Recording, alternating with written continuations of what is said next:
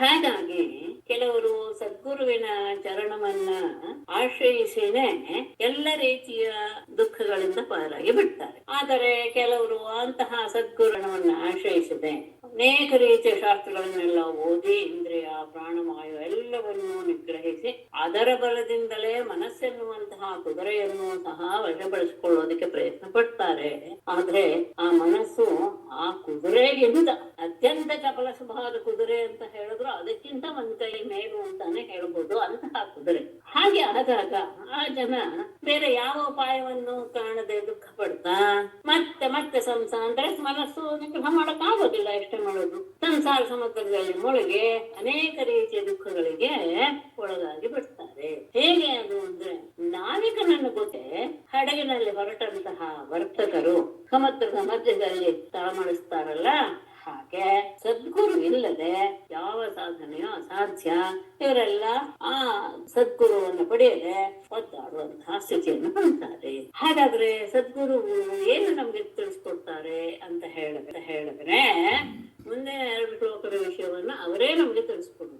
ಏನನ್ನ, ನಿನ್ನನ್ನ ಭಜಿಸಿದವರಿಗೆ ಎಲ್ಲ ರೀತಿಯ ಸುಖಕ್ಕೂ ಆಸ್ಪದನಾದವನು ನೀನು. ಅಂತಹ ಆತ್ಮವೇ ದೊರಕಿ ಬಿಟ್ಟಾಗ ಆ ವ್ಯಕ್ತಿಗೆ ನೆಂಟರು, ಮಕ್ಕಳು, ದೇಹ, ಮಡದಿ, ಹೊನ್ನು, ಮನೆ, ನೆಲ, ಪ್ರಾಣ, ರಥ ಮೊದಲಾದಂತಹ ತುಚ್ಛ ವಸ್ತುಗಳಿಂದ ಆಗಬೇಕಾದದ್ದೇನು? ನಿಜವಾದ ಪರಮಾರ್ಥ ಏನು, ಅದರ ಸುಖ ಏನು ಅಂತ ಅರಿಯದೆ ಸ್ತ್ರೀಯ ಸುಖವೇ ಪ್ರಧಾನ ಅಂತ ಆ ಮಾಯಾ ಸುಖವನ್ನ ಅರಿಸುವಂತವರಿಗೆ ಸಂಸಾರದಲ್ಲಿ ನಿಜವಾಗಿಯೂ ಯಾವುದು ಸಹನೆ ಆನಂದವನ್ನು ಉಂಟು ಮಾಡುತ್ತೆ. ಈ ಸಂಸಾರ ಅನ್ನೋದು ತಾನೇ ಕುಸಿದು ಹೋಗುವಂಥದ್ದು ಅಷ್ಟೇ ಅಲ್ಲ, ಯಾವ ಸಾರವೂ ಇಲ್ಲದೆ ಇರುವಂಥದ್ದು ಅಂತ ಅವರು ತಿಳಿಸ್ಕೊಡ್ತಾರೆ. ತಿಳಿಸ್ಕೊಟ್ಟ ಮೇಲೆ ಅವ್ರು ಏನ್ ಹೇಳ್ತಾರೆ ಅಂದ್ರೆ, ಹಾಗಾಗಿಯೇ ಅಹಂಕಾರರಾದಂತಹ ಋಷಿಗಳು ಪರಮಾತ್ಮನ ಪಾದಗಳನ್ನೇ ಮನಸ್ಸಿನಲ್ಲಿ ನೆನೆಸ್ತಾ ಪರಮಾತ್ಮನ ಪಾದೋದಕವನ್ನೇ ಸೇವಿಸ್ತಾ ಇರ್ತಾರೆ. ಎಂಥದ್ದು ಎಲ್ಲ ರೀತಿಯ ಪಾಪಗಳನ್ನು ಹೋಗಲಾಡಿಸುವಂತಹ ಪರಮಾತ್ಮನ ಪಾದೋದಕವನ್ನೇ ಸೇವಿಸ್ತಾ ಇರ್ತಾರೆ. ಹಾಗಿದ್ದರೂ ಸಹ ಅವರು ಅತ್ಯಂತ ಪುಣ್ಯಶಾಲಿಗಳಾದಂತಹ ಗುರುಗಳ ಆಶ್ರಮವನ್ನ ಹುಡುಕಿಕೊಂಡು ಹೋಗಿ ಸೇವೆ ಮಾಡ್ತಾರೆ. ಯಾಕೆಂದ್ರೆ ನಿತ್ಯಾನಂದ ಸ್ವರೂಪ ಆತ್ಮ ಸ್ವರೂಪನು ಆದಂತಹ ನಿನ್ನಲ್ಲಿ ಯಾರು ಒಮ್ಮೆ ಮನಸ್ಸನ್ನು ಇಟ್ಟು ಬಿಟ್ರೆ ಸಾಕು, ಅವರು ಪುರುಷರ ವಿವೇಕ ಸ್ಥೈರ್ಯಗಳನ್ನು ನಾಶ ಮಾಡುವಂತಹ ಗೃಹಗಳಲ್ಲಿ ಮತ್ತೆಂದಿಗೂ ಸಹ ನೆಲೆಸುವುದಿಲ್ಲ. ಈ ರೀತಿಯಾದಂತಹ ಗುರುಪದೇಶವನ್ನ ಪಡೆದಾಗ ಅದರ ತತ್ವವನ್ನ ಚೆನ್ನಾಗಿ ಅರಿತು ಯಾವುದು ಸ್ವೀಕರಿಸಬೇಕು, ಯಾವುದು ತ್ಯಾಗ ಮಾಡಬೇಕು ಎನ್ನುವಂತಹ ವಿವೇಕವನ್ನ ಹೊಂದಿದಾಗ ಏನಾಗುತ್ತೆ, ಎಲ್ಲದರ ಬಗ್ಗೆನೂ ಸಹ ಸಹಜವಾಗಿಯೇ ವೈರಾಗ್ಯ ಬರುತ್ತೆ. ಇದೇನೆ ಮಹಾತ್ಮರ ಸಹವಾಸದಿಂದ ಉಂಟಾಗುವಂತಹ ಅನುಭವ. ಹಾಗಾಗಿ ಅವರು ಎಲ್ಲ ಕಡೆನೂ ಯಾರು ಮುನಿಗಳೂ ಸಹ ಉತ್ತಮರಾದಂತಹವರ ದರ್ಶನ ಮಾಡಬೇಕು ಅಂತ ಭೂಮಿಯಲ್ಲಿ ತಿರುಗುತ್ತಾನೆ ಇರ್ತಾರೆ ಅನ್ನೋದನ್ನ ಹೇಳಿ ಆಯ್ತು. ಅದಾದ ಮೇಲೆ ಮುಂದಿನ ವಿಷಯಕ್ಕೆ ಬರ್ತಾರೆ. ಇಲ್ಲಿ ಈಗ ತಾನೇ ಹೇಳಿದ್ರೆ ವೇದ ಎನ್ನುವುದು ಎಲ್ಲವನ್ನೂ ತಿಳಿಸಿಕೊಡುತ್ತೆ. ಎಲ್ಲ ರೀತಿಯ ವ್ಯವಹಾರವನ್ನು ಸಹ ನಮಗೆ ಅಂದ್ರೆ ವಿಧಿ ನಿಷೇಧಗಳನ್ನೆಲ್ಲ ಹೇಳಿಕೊಡುತ್ತೆ ಅಂತ ಹೇಳಿದ್ರು. ಅದೇ ರೀತಿಯಾಗಿ ಜೈಮಿನಿ ಮಹರ್ಷಿಗಳು ಸಹ ವೇದವನ್ನ ಕರ್ಮಕಾಂಡದವನ್ನೇ ಅವರು ಪ್ರತಿಪಾದಿಸ್ತಾ ಕ್ರಿಯೆಗೆ ಪ್ರಾಧಾನ್ಯವನ್ನು ಕೊಟ್ಟು ಅದೇ ಸರಿ ಅಂತ ಹೇಳಿದ್ದಾರೆ. ಆದರೆ ಅವರು ಎಲ್ಲೂ ಸಹ ಕರ್ಮಕಾಂಡವನ್ನು ನಿಷೇಧ ಮಾಡಿಲ್ಲ. ಅವರು ಹೇಳಿರೋದೇನೋ ಇದನ್ನ ನೀವು ಈ ರೀತಿಯಾದಂತಹ ಅಕ್ರಮದಲ್ಲಿ ನೆರವೇರಿಸಿದರೆ ನಿಮ್ಗೆ ಎಲ್ಲ ರೀತಿಯ ಸುಖವೂ ಸಿಗುತ್ತೆ. ಎಲ್ಲೂ ಸಹ ಇದನ್ನ ಮಾಡಬೇಡಿ ಎನ್ನುವಂತಹ ಶಬ್ದ ಅವರ ಬಾಯಿಂದ ಬಂದಿಲ್ಲ. ನೀವ್ ಹೇಳ್ತಾ ಇದ್ದೀರಾ ಏಕಮೇವಾದ್ವಿತೀಯಂ ಬ್ರಹ್ಮ ವಿಜ್ಞಾನ ಬ್ರಹ್ಮ ಚಕ್ಷು ಶ್ರೋತ್ರಂ ಅಂತೆಲ್ಲ ಹೇಳ್ತಾ ಇದ್ದೀರಲ್ಲ, ಈ ಎಲ್ಲಿ ಯಾವುದನ್ನೂ ಹೇಳಿಲ್ಲ ಅಲ್ಲ. ಮತ್ತೆ ಇದು ವಾಕ್ಯ ವೇದ ವಾಕ್ಯವೇ. ಅದ್ವಿತೀಯವಾದಂತಹ ಪರಮಾನಂದ ಸ್ವರೂಪಕ್ಕೆ ಕರ್ಮಾಂಗತ್ವ ಅನ್ನೋದು ಹೇಗೆ ಹೊಂದ್ಕೊಳ್ಳುತ್ತೆ ಅಂತ ಪ್ರಶ್ನೆ ಮಾಡಿದಾಗ ಅವ್ರು ಹೇಳ್ತಾರೆ, ಇದು ಈ ನಾನು ಈಗ ಹೇಳೋ ವಿಷಯ ಅದನ್ನ ಅವರು ಎಲ್ಲೋ ನಾನು ನೋಡಿದ್ದು, ಎಲ್ಲಿ ನೆನಪಿಲ್ಲ. ಅವರು ಒಬ್ರು ವಿದ್ವಾಂಸರ ಬರವಣಿಗೆಯಲ್ಲಿ ನಾನು ನೋಡಿದ್ದು, ಜೈಮಿನಿಗಳು ಕೇವಲ ಕರ್ಮಕಾಂಡವನ್ನು ಮಾತ್ರ ಬರೆದು ಅದರ ವಿವರವನ್ನ ತಿಳಿಸಿಕೊಟ್ಟಿದ್ದಾರೆ, ಅದರ ಬಗ್ಗೆ ಭಾಷ್ಯ ಬರೆದಿದ್ದಾರೆ. ಉತ್ತರಕಾಂಡ ಅಂದ್ರೆ ಜ್ಞಾನಕಾಂಡವನ್ನ ಅವರು ಮುಟ್ಟಿಲ್ಲ. ಯಾಕೆ ಅಂದ್ರೆ ಜ್ಞಾನಕಾಂಡವನ್ನು ಶಂಕರ ಭಗವತ್ಪಾದರು ಬರೀತಾರೆ ಎನ್ನುವಂತಹ ಅಭಿಪ್ರಾಯ ಅವರಲ್ಲಿ ಇದ್ದಿದ್ದರಿಂದ ಅದನ್ನ ಅವರು ಮುಟ್ಟಕ್ಕೆ ಹೋಗಿಲ್ಲ. ಆದರೆ ಅವರು ಒಂದು ವಾಕ್ಯವನ್ನು ಹೇಳಿದ್ದಾರೆ ಅಂತ ಹೇಳ್ತಾರೆ, ಸರ್ವತ್ರೈವ ಹಿ ವಿಜ್ಞಾನಂ ಸಂಸ್ಕಾರತ್ವೇನ ಗಮ್ಯತೆ. ವಿಷಯ ಹೇಳ್ಕೊಂಡು ಪೀಠಿಗೆ ಶುರು ಮಾಡ್ತಾ ಇದ್ದೀನಿ ನಾನು. ಪರಾಂಗಂಚ ಆತ್ಮವಿಜ್ಞಾನ ಅನ್ಯತ್ರ ಇದೆ ಅವಧಾರಿತ. ಸರ್ವತ್ರೈವ ಹಿ ವಿಜ್ಞಾನಂ ಸಂಸ್ಕಾರತ್ವೇನ ಗಮ್ಯತೆ ಅಂದ್ರೆ ಎಲ್ಲ ವೇದದಲ್ಲಿ ಹೇಳಿರುವಂತಹ ಎಲ್ಲವೂ ಸಹ ವಿಜ್ಞಾನ ಅಂದ್ರೇನು, ಆ ದೇವತೆಗಳಿಗೆ ಸಂಬಂಧಪಟ್ಟಂತಹ ಯಾವ ಮಾತುಗಳಿವೆಯೋ ಅದೆಲ್ಲವೂ ಸಹ ಅಂದ್ರೆ ಈ ದೇವತೆಗಳನ್ನ ಆರಾಧಿಸುವಂತಹ ಕ್ರಮ ಇದು ಎನ್ನುವಂತಹ ಜ್ಞಾನ ಸಂಸ್ಕಾರದಿಂದ ಉಂಟಾಗುತ್ತೆ. ಅಂದ್ರೆ ಅದು ಸಂಸ್ಕಾರ ರೂಪವಾಗಿ ನಮ್ಮಲ್ಲಿ ನೆಲೆಗೊಳ್ಳುತ್ತೆ. ಆದರೆ ಪರಾಂಗಂಚ ಆತ್ಮವಿಜ್ಞಾನಾದ್ ಅನ್ಯತ್ರ ಅಂತ ಹೇಳ್ತಾರೆ. ಆದ್ರೆ ಇದು ಆಮೇಲೆ ಇದೆಯಲ್ಲ, ಉಪನಿಷತ್ ಎನ್ನುವಂತಹ ಜ್ಞಾನ ಇದೆಯಲ್ಲ, ಈಗ ನಾವು ಹೇಳಿದಂತಹ ವಿಷಯ ಕರ್ಮಕಾಂಡಕ್ಕೆ ಪಟ್ಟಿದ್ದು ಯಾಗಾದಿಗಳ ಅಂಗಕ್ಕೆ ಸಂಬಂಧಪಟ್ಟಿದ್ದೇ ಹೊರತು ಆತ್ಮವಿಜ್ಞಾನಾತ್ ಅನ್ಯತ್ರ ಇತ್ಯವಧ. ಆತ್ಮಜ್ಞಾನ ಅಂದ್ರೆ ಉಪನಿಷತ್ತಿನಲ್ಲಿ ಹೇಳಿರುವಂತಹ ಆತ್ಮಜ್ಞಾನ ಎನ್ನುವಂತಹದ್ದು ಇದೆಯಲ್ಲ, ಅದಕ್ಕೂ ಕರ್ಮಾಂಗಕ್ಕೂ ಸಂಬಂಧವಿಲ್ಲ ಎನ್ನುವ ಮಾತನ್ನು ಅವರು ಹೇಳಿದ್ದಾರೆ. ಅದು ಜೈಮಿನಿಗಳೇ ಹೇಳಿದೆ.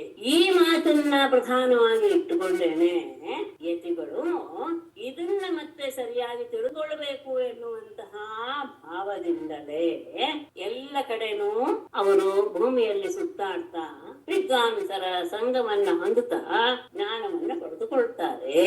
ಯಾಕೆ ಅಂದ್ರೆ ದ್ವೈತ ಎನ್ನುವುದು ನಮಗೆ ಕಣ್ಣಿಗೆ ಕಾಣುವಂಥದ್ದು ಗೊತ್ತೇ ಇದೆ, ನಾನು ಬೇರೆ ನೀನು ಬೇರೆ ಅಂತ ಮತ್ತೆ ಹೇಳುವ ಅವಶ್ಯಕತೆ ಇಲ್ಲ. ಆದರೆ ಅದ್ವೈತ ಎನ್ನುವುದನ್ನ ತಿಳ್ಕೊಳ್ಬೇಕಲ್ಲವೇ ಎನ್ನುವಂತಹ ಭಾವದಿಂದ ಪ್ರತಿಯೊಬ್ಬ ವಿದ್ವಾಂಸರು ಸಹ ಪ್ರಶ್ನೋತ್ತರಗಳ ವಿನಿಮಯ ಮಾಡಿಕೊಳ್ತಾ ಅದನ್ನ ಅವಗಾಹನೆಗೆ ತಂದುಕೊಳ್ತಾರೆ. ಹೇಗೆ ವಿಚಾರವನ್ನು ಅವರು ಮಾಡ್ತಾರೆ ಅಂತ ಮುಂದಿನ ಶ್ಲೋಕ ಹೇಳಕ್ ಹೋಗ್ತಾ ಇದೆ. ಸತೈದವತ್ತಿತಂ ಸದಿತಿ ಮಗ್ರೆ ಆಸ ನ ಭವಿಷ್ಯತೋ ನಿಧನಾತ್ ಅನುಮಿತಮಂತರ ತ್ವಯಿ ವಿಭಾತಿ ಮೃಷೈಕರಸೆ ಅತ ಉಪಮೀಯತೆ ದ್ರವಿಣ ಜಾತಿ ವಿಕಲ್ಪ ಪಥೈಃ ವಿತಥ ಮನೋವಿಲಾಸಂ ಋತಂ ಇತಿ ಅವಯಂತಿ ಅಬುಧಾಃ.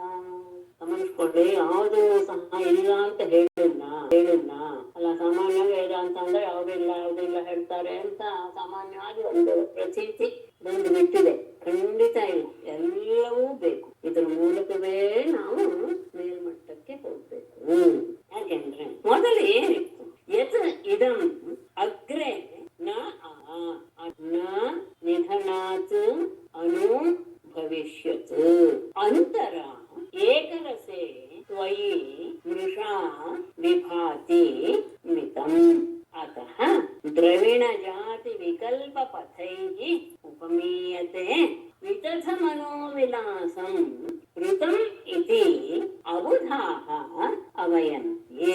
ಯತ್ ಯಾವ ಕಾರಣದಿಂದ ಅಂದ್ರೆ ಯಾವ ಕಾರಣದಿಂದಲೇ ಹೇತು ಇಟ್ಕೊಳ್ಳಿ. ಇದಂ ಈ ವಿಶ್ವವು ಅಗ್ರೆ ಮೊದಲು ಅಂದ್ರೆ ಸೃಷ್ಟಿಗಿಂತ ಮೊದಲು ನ ಆಸ ಇರಲಿಲ್ಲ. ಸೃಷ್ಟಿಗಿಂತ ಮೊದಲು ಈ ವಿಶ್ವ ಎನ್ನುವುದು ಇರಲಿಲ್ಲ. ಇದಕ್ಕೆ ಒಂದು ಶ್ರುತಿಯನ್ನು ಕೊಡ್ತಾರೆ.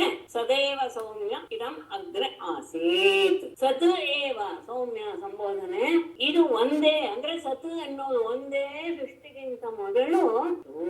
ಅತಃ ಅದಾದ್ಮೇಲೆ ನ ನಿಧನಾತ್ ಪ್ರಳಯ ಕಾಲವಾದ ಮೇಲೂ ಸಹ ನಿಧನಾತ್ ಅನು ಅಂದ್ರೆ ಪ್ರಳಯವಾದ ಬಳಿಕವೂ ಸಹ ನ ಭವಿಷ್ಯತ್ ಅಂದ್ರೆ ಭವಿಷ್ಯತಿ ಅಂತ ಇರೋದಿಲ್ಲ. ಅಂದ್ರೆ ಹುಟ್ಟದ ಸೃಷ್ಟಿಗಿಂತ ಮೊದಲು ಏನೂ ಇರಲಿಲ್ಲ, ಹಾಗೆ ಪ್ರಳಯವಾದ ಬಳಿಕವೂ ಸಹ ಏನೂ ಇರೋದಿಲ್ಲ. ಅಂತರ ಮಧ್ಯೆ ಏಕರಸೆ ಒಂದೇ ಸ್ವರೂಪನಾದಂತಹ ತ್ವಯಿ ನಿನ್ನಲ್ಲಿ ಮೃಷಾ ಮಿಥ್ಯಾರೂಪವಾಗಿ, ಅಂದ್ರೆ ಮಿಥ್ಯಾ ಅಂದ್ರೆ ಗಮನಿಸಿ ಸುಳ್ಳು ಅಂತ ಅಲ್ಲ ಅರ್ಥ. ಯಾವುದು ಹೇಗೆ ಇರಬೇಕು ಅದನ್ನು ಬಿಟ್ಟು ಬೇರೆ ರೀತಿಯಾಗಿ ಕಾಣೋದಿದೆಯಲ್ಲ ಅದು ಮಿಥ್ಯಾ. ಉದಾಹರಣೆಗೆ ಕಪ್ಪೆ ಚಿಪ್ಪಿನಲ್ಲಿ ರಜತ ಎನ್ನುವುದು ಕಾಣುತ್ತಲ್ಲ, ಕಪ್ಪೆ ಚಿಪ್ಪಿನ ರೂಪ ಕಾಣದೆ ಬೆಳ್ಳಿ ಎನ್ನುವಂತಹ ರೂಪ ಕಂಡುಹಿಡಿಯದ ಅದು ಮಿಥ್ಯಾ. ಯಾವುದೇ ಹೇಗೆ ನಮಗೆ ಜ್ಞಾನ ಬರಬೇಕಾಗಿತ್ತೋ ಆ ಜ್ಞಾನ ಬರದೆ ಬೇರೆ ರೀತಿಯಾಗಿ ಜ್ಞಾನ ಬಂದ್ರೆ ಅದು ಮಿಥ್ಯಾ ಅಂತ ಅನಿಸ್ಕೊಳ್ಳುತ್ತೆ. ಮಿಥ್ಯಾರೂಪವಾಗಿಯೇ ಅಂದ್ರೆ ನೀನು ಆತ್ಮ ಸ್ವರೂಪನಾದಂತಹ ನಿನ್ನಲ್ಲಿ, ನೀನು ವಿಜ್ಞಾನ ಘನ ಅಂತಹ ನಿನ್ನಲ್ಲಿ ಮಿಥ್ಯಾರೂಪವಾಗಿಯೇ ವಿಭಾತಿ ತೋರುತ್ತೆ ಅನ್ನೋದು ಸಹ ಮಿತಂ ನಿಶ್ಚಯ.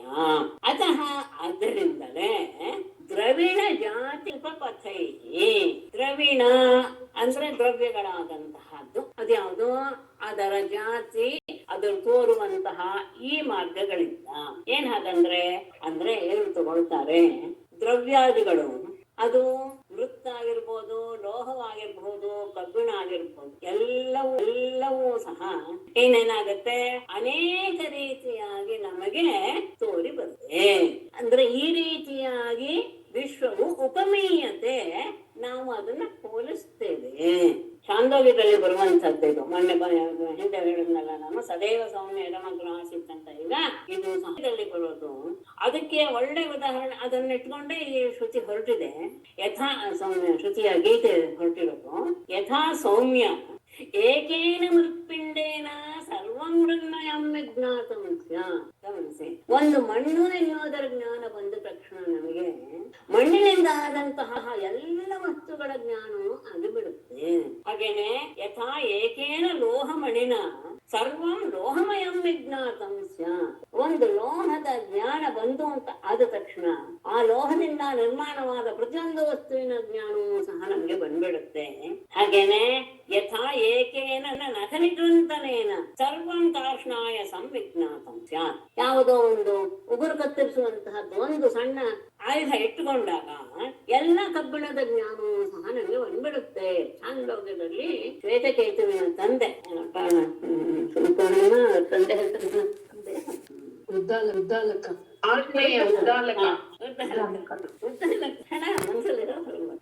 ಅವರು ತಮ್ಮ ಮಗನಿಗೆ ಇದನ್ನೆಲ್ಲ ಸೇರ್ತಾರೆ. ಯಾಕೆಂದ್ರೆ ಅದಕ್ಕೆ ಅವ್ರು ಹೇಳ್ತಾರೆ, ಬ್ರಹ್ಮ ವಸ್ತು ಒಂದು ಜ್ಞಾನವನ್ನು ಬಂದ್ಬಿಟ್ರೆ ಏಕೇನ ವಿಜ್ಞಾತೇನ ಸರ್ವ ವಿಜ್ಞಾತಂ ಭವತಿ ಅಂತ. ಒಂದು ಸರಿಯಾದ ವಸ್ತುವಿನ ಮೂಲ ವಸ್ತುವಿನ ಜ್ಞಾನ ಬಂದ್ಬಿಟ್ರೆ ಸಾಕು, ಪ್ರತಿಯೊಂದು ನಮ್ಗೆ ಆಗುತ್ತೆ. ಈ ರೀತಿಯಾದಂತಹ ಮಾರ್ಗದಿಂದ ಈ ವಿಶ್ವ ಎನ್ನುವುದನ್ನ ನಾವು ಹೋಲಿಸಿ ನೋಡ್ತೇವೆ. ಆದರೆ ವಿದಥ ಮನೋವಿಲಾಸಂ ಇದೆಲ್ಲವೂ ಸಹ ಮಿಥ್ಯಾ ಮನಸ್ಸಿನ ವಿಲಾಸ ರೂಪವಾದದ್ದು. ಆದರೆ ಈ ಜಗತ್ತು ಋತಂ ಸತ್ಯ ಅಂತ, ಋತಂ ಇದೆ ಸತ್ಯ ಎಂದು ಅಬುಧಾಹ ಅವಯಂತಿ. ಅಜ್ಞಾನಿಗಳು ಈ ಜಗತ್ತನ್ನ ಸತ್ಯ ಅಂತ ಭಾವಿಸ್ತಾರೆ. ಈ ಜಗತ್ತು ಹುಟ್ಟೋದಕ್ಕೆ ಸೃಷ್ಟಿಗೆ ಮೊದಲು ಇರಲಿಲ್ಲ, ಪ್ರಳಯವಾದ್ಮೇಲೂ ಸಹ ಇರೋದಿಲ್ಲ. ಮಧ್ಯದಲ್ಲಿರುವಂಥದ್ದು ಸಹ ಏನಾಗಿರಕ್ಕೆ ಸಾಧ್ಯ, ಅದು ಮಿಥ್ಯಾರೂಪವಾಗಿ, ಅಂದ್ರೆ ಅದು ಇಲ್ಲ ಅಂತಲೇ ಅರ್ಥ. ಯಾಕೆಂದ್ರೆ ಮೊದಲು ಇಲ್ಲ ಆಮೇಲೆ ಇಲ್ಲ ಅಂತ ಹೇಳಿದ್ರೆ ಮಧ್ಯದಲ್ಲಿಯೂ ಸಹ ಅದು ಇಲ್ಲ ಅನ್ನೋದೇ ತಾತ್ಪರ್ಯ. ಹಾಗೆ ಆದಾಗ ಅದು ಮಿಥ್ಯಾರೂಪವಾಗಿ ಕಂಡು ಬರುತ್ತೆ. ಆದರೆ ಅದು ಅಧಿಷ್ಠಾನವಾದಂತಹ ನಿನ್ನಲ್ಲಿ ಇರೋದ್ರಿಂದ ಆ ಸ್ವಲ್ಪ ಹೊತ್ತು ಮಾತ್ರ ಅದು ನಮಗೆ ಸತ್ಯ ಎನ್ನುವ ಭ್ರಾಂತಿಯನ್ನ ಉಂಟು ಮಾಡುತ್ತೆ. ಆಗ ಅಲ್ಲಿರುವಂತಹ ದ್ರವ್ಯ ಜಾತಿ ಆಕಾರ ಇದೆಲ್ಲದನ್ನ ನಾವು ತಗೊಂಡು ವ್ಯವಹಾರಕ್ಕೋಸ್ಕರ ಅವೆಲ್ಲದಕ್ಕೂ ಸಹ ಒಂದು ಹೆಸರು ಇತ್ಯಾದಿ ಆಕಾರಗಳನ್ನೆಲ್ಲ ಕೊಟ್ಟು ಅದನ್ನ ನಾವು ಬಳಸ್ತಾ ಬರ್ತೇವೆ. ಅದು ಸಹ ಏನು ನಿನ್ನ ಮಾತಿನ ಒಂದು ವಿಲಾಸವೇ. ಆದರೆ ಆ ಮಿಥ್ಯಾವೇ ಮನೋವಿಲಾಸ ರೂಪವಾದಂತ ಈ ಜಗತ್ತು ಸತ್ಯ ಅಂತ ಭಾವಿಸುವವರು ನಿಜವಾಗಿಯೂ ಸಹ ಅಜ್ಞಾನಿಗಳೇ ಆಗಿದೆ. ಆದರೆ ಅದು ನಾವು ಇರುವವರೆಗೂ ಸಹ ಜಗತ್ತು ಸತ್ಯ, ನಾವು ಹೋದ ಮೇಲೂ ಸಹ ಉಳಿದವರಿಗೆ ಆ ಜಗತ್ತು ಸತ್ಯವೇ. ಅಂದ್ರೆ ಅದ್ರ ಬಗ್ಗೆ ನಾವು ವ್ಯವಹಾರದಲ್ಲಿ ಇರುವವರೆಗೂ ಸಹ ಅದು ಹೇಗೆ ಇದೆಯೋ ಅದನ್ನ ಸತ್ಯ ಅಂತ ತಿಳಿದುಕೊಂಡೇ ವ್ಯವಹಾರ ಮಾಡಬೇಕೇ ಹೊರತು ಆವಾಗ ನಮ್ಗೆ ಬೇರೆ ಬರೋದಕ್ಕೆ ಸಾಧ್ಯವೂ ಇಲ್ಲ. ಬಂದ್ರೂ ಸಹ ಹಾಗೆ ನಡ್ಕೊಳ್ಬಾರ್ದು. ಯಾಕೆ ಅಂದ್ರೆ ಯದ್ಯಪಿ ವಿದ್ವಾಂಸರೆಲ್ಲರೂ ಸಹ ಅಂದ್ರೆ ಆತ್ಮಜ್ಞಾನಿಗಳೆಲ್ಲರೂ ಸಹ ಬ್ರಹ್ಮಜ್ಞಾನಿಗಳೆಲ್ಲರೂ ಸಹ ಜೀವನ್ಮುಕ್ತರಾದವರು. ಗಮನಿಸಿ, ತುಂಬಾ ಜನ ಜೀವನ್ಮುಕ್ತರ ಬಗ್ಗೆ ಕೇಳಿರ್ತೀರ ನೀವು. ಸದಾಶಿವ ಬ್ರಹ್ಮೇಂದ್ರ ಆಗಿರ್ಬೋದು, ನಮ್ಮ ಚಂದ್ರಶೇಖರ ಭಾರತಿ ಸ್ವಾಮಿಗಳು, ಆಮೇಲೆ ದಂಚಿ ಪರಮಾಚಾರ್ಯರು, ಇವರೆಲ್ಲರೂ ಸಹ ಜೀವನ್ಮುಕ್ತರು. ಆದ್ರೆ ಅವರೆಲ್ಲರೂ ಸಹ ನಿತ್ಯ ಮಾಡಬೇಕಾದಂತಹ ಎಲ್ಲ ಕರ್ತವ್ಯವನ್ನು ಮಾಡ್ತಾ ಇದ್ರು ಲೋಕ ಸಂಗ್ರಹಕ್ಕೋಸ್ಕರ. ಅಂದ್ರೆ ಹೀಗೆ ನೀವು ನಡ್ಕೊಳ್ಬೇಕು ಅಂದ್ರೆ ಅವರು ಸಹ ಅದನ್ನ ಇಲ್ಲಿವರೆಗೂ, ನಾನು ಇಲ್ಲಿರುವವರೆಗೂ ಸಹ, ಈ ದೇಹವನ್ನು ಹೊಂದಿರುವವರೆಗೂ ಸಹ ಇದೆಲ್ಲರೂ ಸತ್ಯ ಅನ್ನುವ ಭಾವದಿಂದಲೇ ಅವರು ಎಲ್ಲರಿಗೂ ತಿಳಿಸುವ ರೀತಿಯಲ್ಲಿ ವ್ಯವಹಾರ ಮಾಡ್ತಿದ್ರು ಅನ್ನೋದನ್ನ ಮರಿಬಾರ್ದು. ಮನುಷ್ಯೇತ ಗುಣಾಶ್ಚನ್ ಭಜತಿ ಸ್ವರೂಪತಾಂ ತದನು ಮೃತ್ಯುಂ ಅಪೇತ ಭಗಃ ತ್ವಮುತ ಜಹಾಸಿತಾಂ ಅಹಿರಿವ ತ್ವಚಮಾಪ್ತ ಭಗೋ ಮಹತಿ ಮಹೀಯಸೆ ಅಷ್ಟ ಗುಣಿತೆ ಅಪರಿಮೇಯ ಭಗಃ. ಈಗ ಜೀವಾತ್ಮ ಪರಮಾತ್ಮ ಬೇರೆ ಬೇರೆ ಅಂತ ಇಟ್ಟುಕೊಂಡು ಕೆಲಸ ಮಾಡಿದಾಗ,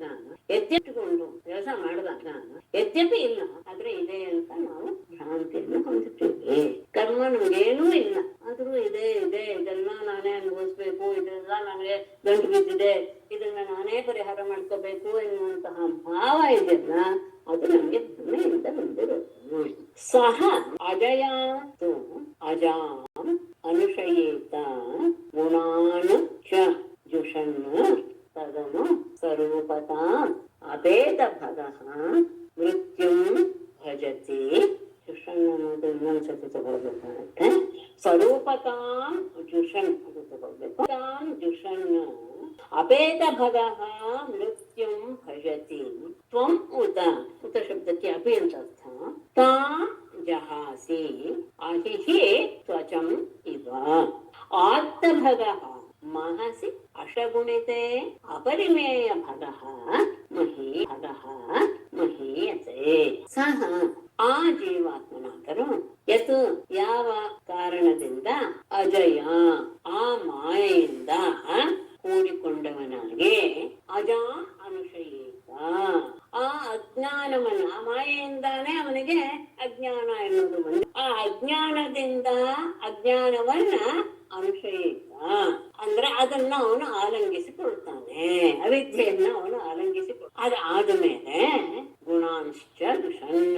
ಆ ಅವಿದ್ಯೆ ಬಂತು ಅಂತ ಹೇಳಿದ ತಕ್ಷಣ ಸಂಸಾರ ಬಂತು, ದೇಹ ಇಂದ್ರಿಯಾದಿ ಇವುಗಳನ್ನೆಲ್ಲ ದುಷನ್ನ ಸೇವೆ ಮಾಡ ಅಂದ್ರೆ ಆ ಇಂದ್ರಿಯಾದಿ ದೇಹಗಳೇ ಆತ್ಮ ಎನ್ನುವಂತಹ ಭಾವದಿಂದ ಅದನ್ನೇ ಸೇವೆ ಮಾಡ್ತಾ ತದನ್ನು ಬಳಿಕ ಸ್ವರೂಪತಾಂ ಅದರ ಸಾರೂಪ್ಯವನ್ನ ಅಂದ್ರೆ ಆ ದೇಹೇಂದ್ರಿಯಾದಿ ಸ್ವಾರೂಪ್ಯವನ್ನೇ ಜುಷನ್ನ ಪಡೆದು ಅಪೇತ ತನ್ನ ನಿಜವಾದ ಎಲ್ಲ ರೀತಿಯ ಐಶ್ವರ್ಯವನ್ನು ಸಹ ಮರೆತು ಬಿಟ್ಟು ಮೃತ್ಯುಂ ಭಜತಿ, ಮೃತ್ಯುವನ್ನ ಅವನು ಹೊಂದುತ್ತಾನೆ. ಯಾವಾಗ ಆ ಮಾಯೆಯಿಂದ ಅವಿದ್ಯೆಯನ್ನ ಯಾವಾಗ ಅವನು ಅಲಂಘಿಸಿಕೊಂಡು ಬಿಡುತ್ತಾನೋ ಆಗ ಈ ದೇಹಾಂದ್ರಿಯಾದಿಯ ಗುಣಗಳನ್ನೇ ಅವನು ಸೇವೆ ಮಾಡ್ತಾ ಅವುಗಳ ಧರ್ಮವನ್ನೇ ತನ್ನಲ್ಲಿಯೂ ಸಹ ಆರೋಪ ಮಾಡ್ಕೊಳ್ತಾ ದೇಹೇಂದ್ರಿಯಾದಿ ಸ್ವರೂಪವೇ ತಾನು ಅಂತ ಭಾವಿಸಿ ಬಿಡ್ತಾನೆ. ಆಮೇಲೆ ತನ್ನ ಎಲ್ಲ ಅಂದ್ರೆ ಆತ್ಮಕ್ಕೆ ಏನೇನು ಮಹಿಮೆ ಇತ್ತು ಅದೆಲ್ಲವನ್ನೂ ಸಹ ಕಳೆದುಕೊಂಡು ಅವನು ಮೃತ್ಯುವನ್ನು ಹೊಂದುವಂತಹ ಸಂಸಾರವನ್ನ ಆಶ್ರಯಿಸುವಂತಹ ಪರಿಸ್ಥಿತಿ ಬರುತ್ತೆ. ಯಾರಿಗೆ? ಜೀವಾತ್ಮನಿಗೆ ಇರುತ್ತೆ.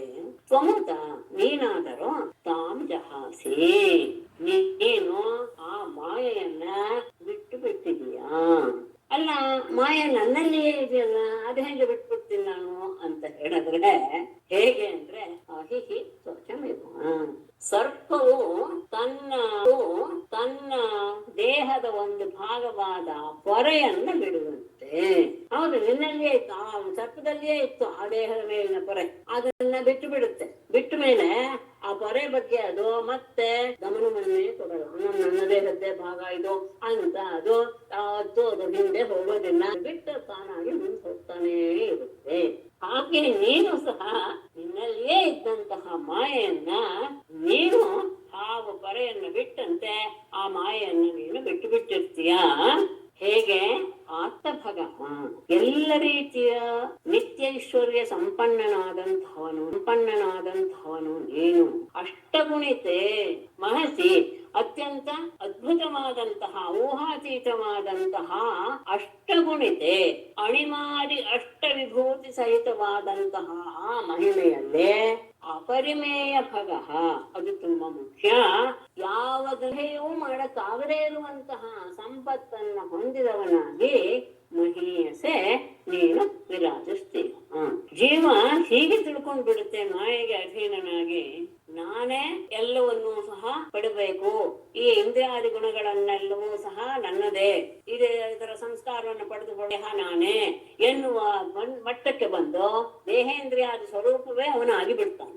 ಆದಾಗ ಅವುಗಳ ಮಿಥ್ಯವಾದಂತಹ ರೂಪವನ್ನೇ ತಾನು ಅಂತ ಭಾವಿಸ್ಬಿಟ್ಟು ತನ್ನ ನಿಜವಾದ ಮಹಿಮೆಯನ್ನು ಕಳೆದುಕೊಂಡು ಅವನು ಮುಕ್ತಿ ರೂಪವಾದಂತಹ ಸಂಸಾರದಲ್ಲಿ ಬಿದ್ದು ಬಳಲ್ತಾನೆ. ಆದರೆ ನೀನೆಂಥವನು, ನಿತ್ಯ ಸಂಪನ್ನನಾದಂತಹವನು ನೀನು ಆ ಮಾಯೆಯನ್ನು ತ್ಯಾಗ ಮಾಡ್ಬಿಡ್ತೀಯ, ಹೇಗೆ ಸರ್ಪ ಹೊರೆಯನ್ನು ಬಿಟ್ಟ ರೀತಿಯಲ್ಲಿ. ಹಾಗಾಗಿ ನಿನ್ನ ಐಶ್ವರ್ಯ ಮಹಿಮೆ ಎನ್ನುವುದು ಅಪರಿಮೇಯ, ಊಹಾತೀತವಾದುದು. ಅಂತಹ ನೀನು ಅಷ್ಟಗುಣಿತೆ ಮಹಸಿ, ಅಣಿಮಾದಿ ಅಷ್ಟವಿಭೂತಿ ಸಹಿತವಾದಂತಹ ನಿನ್ನ ಮಹಿಮೆಯನ್ನೇ ಯಾವಾಗಲೂ ಮಹೀಸೆ ವಿರಾಜಿಸ್ತಾನೆ ಎಸೆಯ.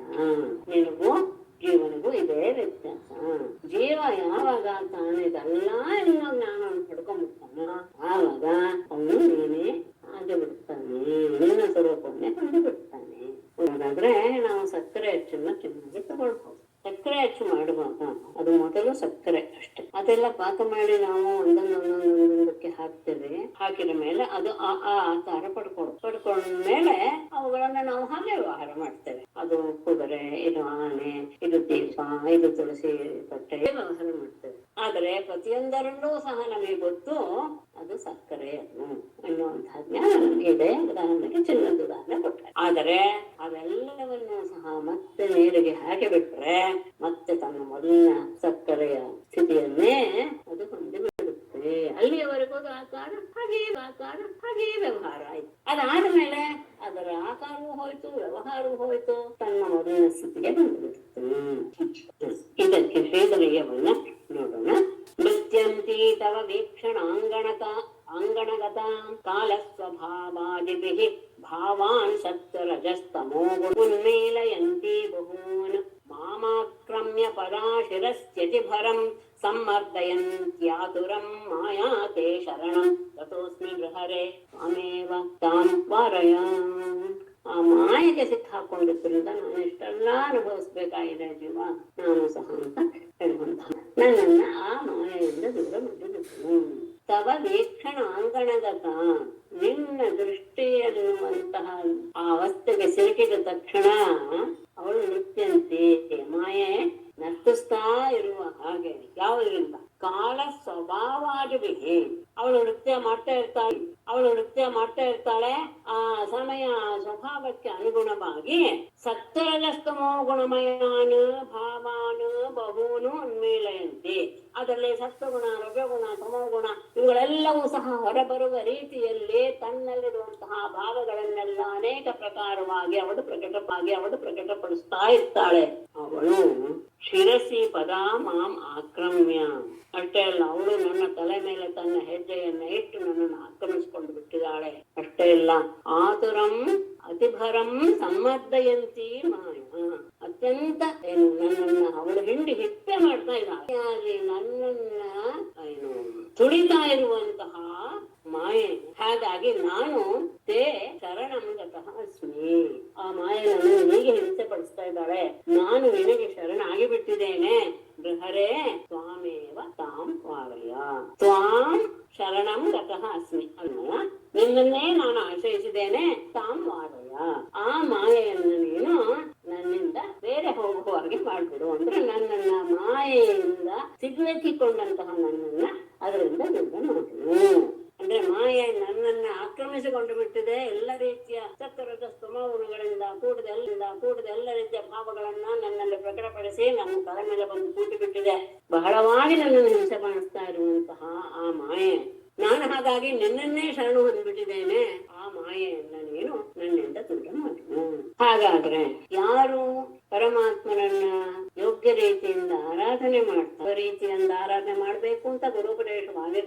ರೀತಿಯಾಗಿ ಆರಾಧನೆ ಮಾಡಿ ಪರಮಾತ್ಮನನ್ನ ಆರಾಧನೆ ಮಾಡುವವರು ಮೃತ್ಯುವನ್ನು ದಾಟಿ ಬಿಡ್ತಾರೆ.